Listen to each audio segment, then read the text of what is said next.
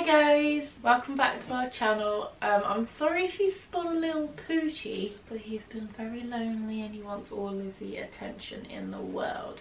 So if you see a little dog pop up, that's Gunnar, and he just wants all the attention in the world. Look at his little face. So today I'm going to be talking about handmade gifts. Now it's February now, which means Valentine's Day is just around the corner. Valentine's Day gifts should be like more personal. It's a cute little "oh I love you" day. It's just, Valentine's Day is just an excuse to tell your other half that you love them and that they mean the world to you. So I have a little idea of what you could do for Valentine's Day this year. I always like making something. I always like to make the gift personal, so whether that's handmade or whether you've like tailor-made it to that person. So last year I got a vinyl made for Matthew, which had 2 songs that reminded me of us. So that was like a nice little personal thing. And then an idea for this year is this, a memory jar. It's probably the easiest thing you can do, but one of the nicest, most effective presents, I think. I made this for Matthew for no, it's not your jar. This for Matthew for Christmas, because I wanted to make him like a nice little handmade gift. But honestly, it was one of the easiest presents that I've made, and I think it's one of my favourites that I've ever given to him.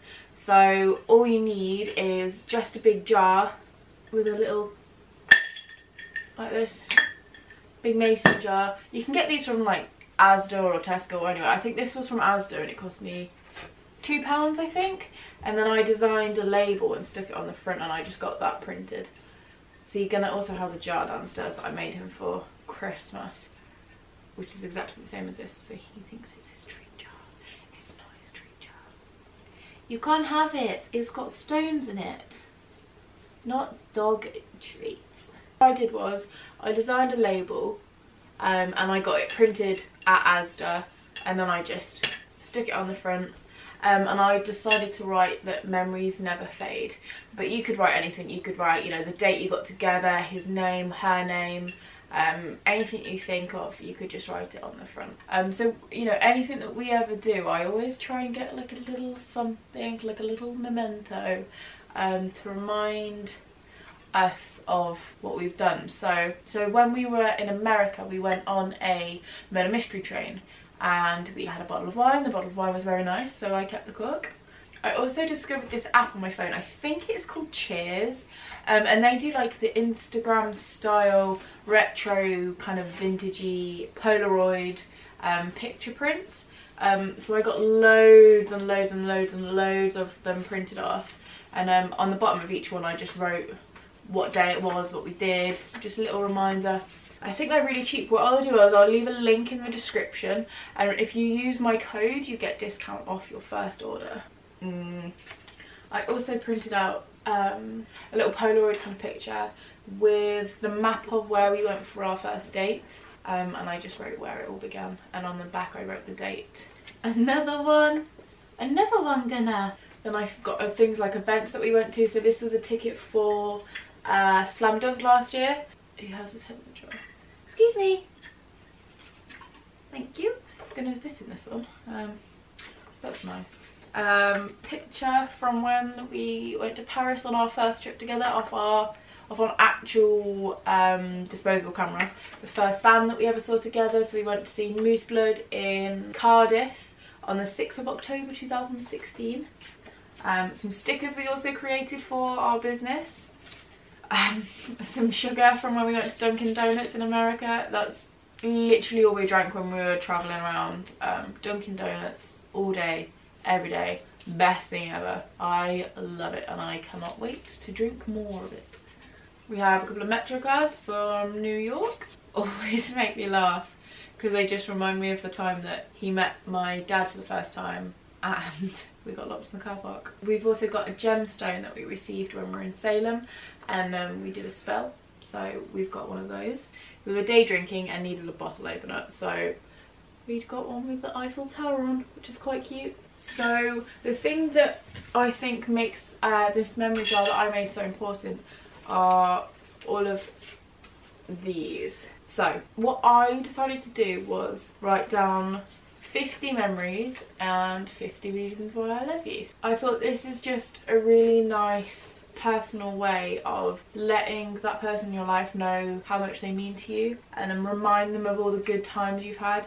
This will be such a nice way to show that person that you care. So my intention with this is to add memories to it as the year goes on, as our lives go on.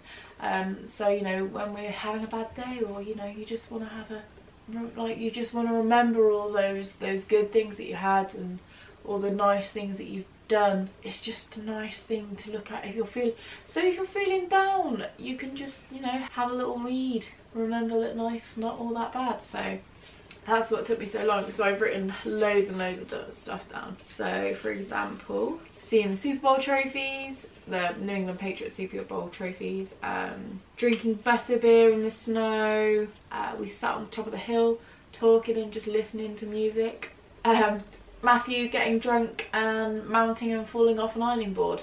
You know, that's probably like the main part of the memory jar, like the whole part of it.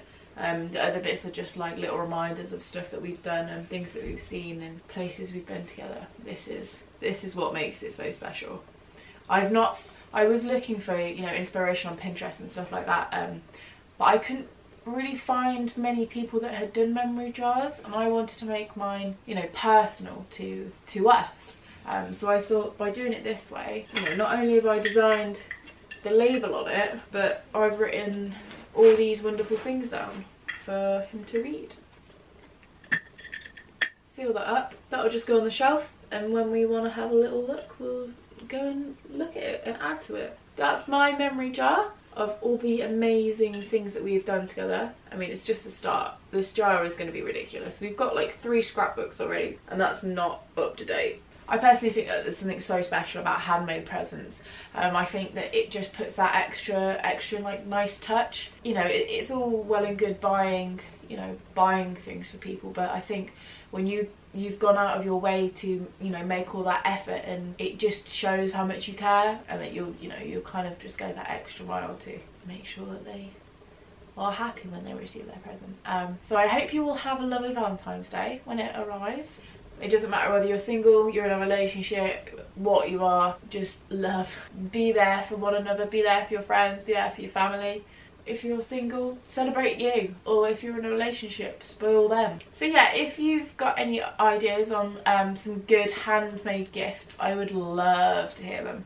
I love making handmade gifts. I bet Matthew is sick of getting like handmade cards and handmade presents and stuff, and let me know what you've got planned in the comments. I'd love to hear if you've got anything really cool planned. Hope you all have a lovely Valentine's Day, and we shall see you soon.